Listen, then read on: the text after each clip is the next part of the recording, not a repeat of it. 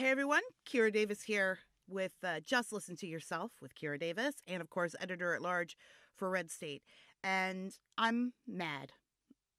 I know it doesn't look like it because I have these dimples, but I'm angry. I'm angry on behalf of our students, I'm angry on behalf of parents, and I'm angry on behalf of the good tax paying citizens of this country who are looking at teachers protesting about going back to school to do their jobs and saying, what are we paying you for?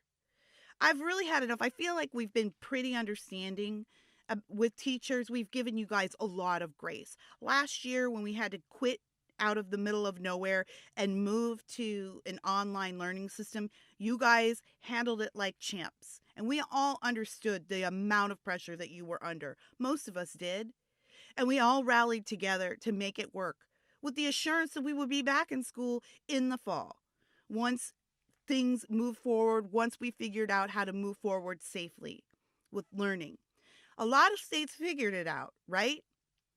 I don't know if y'all saw that very angry parent at the Loudoun County School Board meeting who was screaming at the school board, talking to them about raising the bar. The bar's not that high. Raise it. That's the thing. The bar's not that high. It's not that high to go back to school. There are schools that are doing it and doing it safely. Private schools in California have been open since the beginning, and there have been no COVID outbreaks. There's been nothing that the government has traced back to private schools and the students going there. The teachers seem fine. The students seem fine. They've figured out a way to work it out, and they are currently going to school, even as our public school teachers here in the same state say it's too dangerous to go back to school. Yet the proof is right next to them at private school. The proof that they can go back to school is right next to them. And what y'all doing? Y'all making dance videos and TikToks. We're not here for that anymore. Parents are so sick of this. We are not amused with your little videos and your protests. We are sitting at home watching our children fall into listlessness and depression and confusion. They have had everything ripped away from them this last year. And the last piece of normalcy in their lives has been school.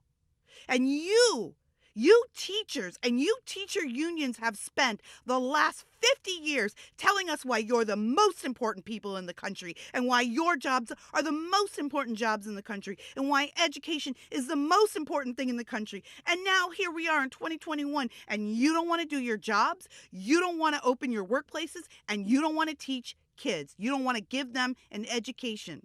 All the things that you've been telling us for years and years that are the most important things. And now you want to tell us, oh, but we don't want to do those most important things because we don't think it's the right time. We don't think it's safe. Well, guess what? The science and the data is not behind you. This is a settled issue. If you want to use a term that a lot of people love to use these days, it's settled science. The science is settled. However, I can totally understand. You don't want to go back to work because you're sitting in a classroom with 20 kids. And for the last 9 months, people have been telling you that if you walk into a room with 2 or more people, you're for sure getting COVID and dying.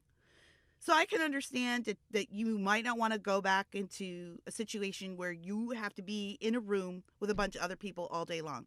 I can understand some of you might be caretakers for older relatives and you don't want to risk at all bringing something home. I can understand that you yourself may be vulnerable health-wise and you don't want to risk your health. I understand all of that. What I don't understand is why you think you're entitled to keep your job if you're not doing your job. Great. If you feel unsafe and you don't want to go to work, great. Quit. Find another job. Walk a dog. Learn to code. Do something. But there's nothing in our Constitution that says you are entitled to your job.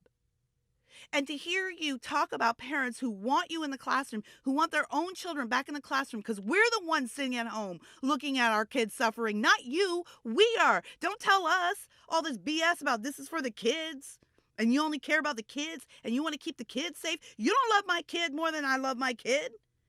I'm not going to send my kid back into a situation that I think is fatal for them. So get on out of here with that stupid excuse. You need to be at work.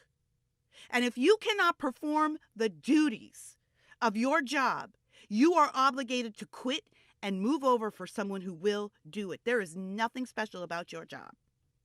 For the last 9 months, parents have been sitting at home doing your job mostly for you.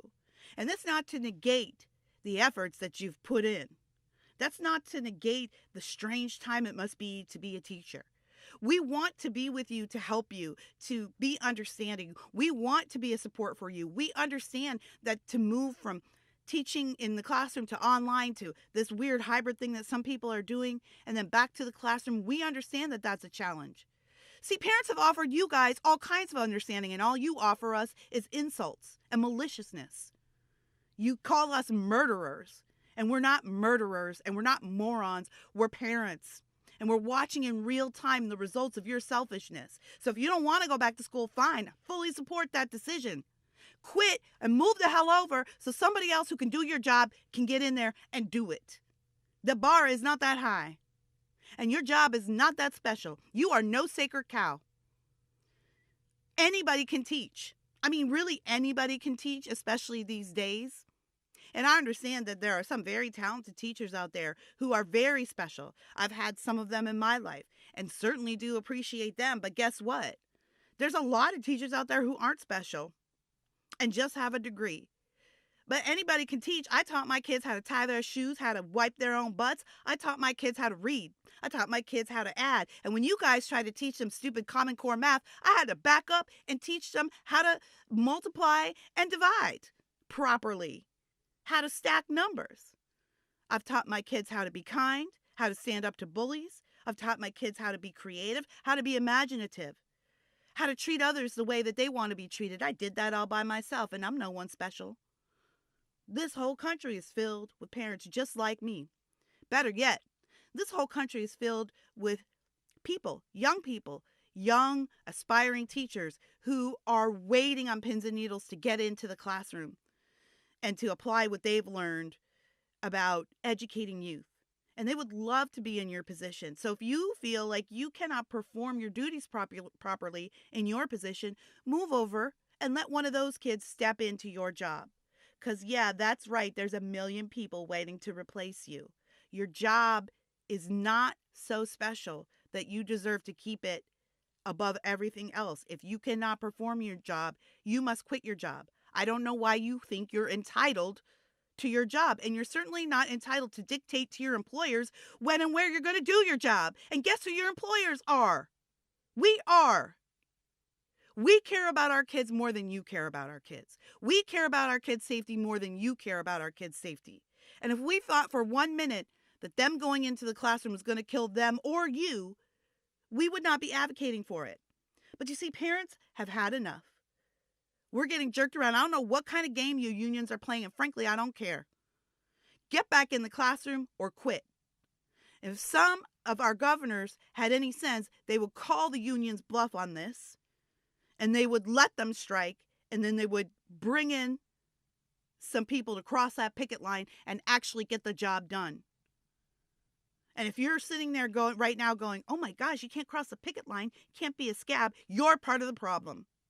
Again, that's choosing adults over kids. That's choosing teachers over students. We parents have had enough. We cannot take it anymore. What we are witnessing at home is devastating.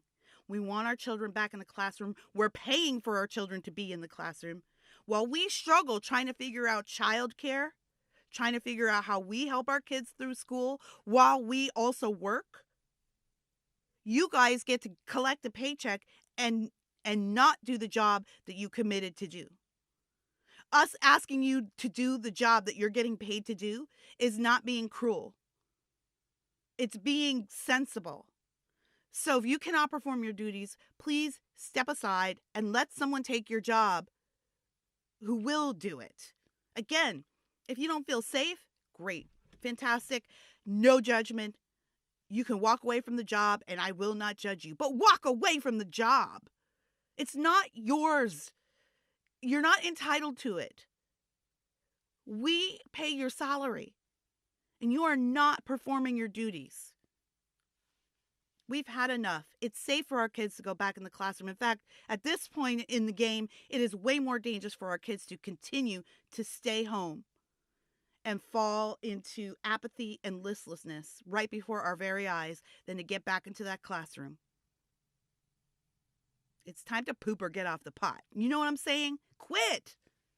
If you don't want to go to school, quit. Go to work or quit.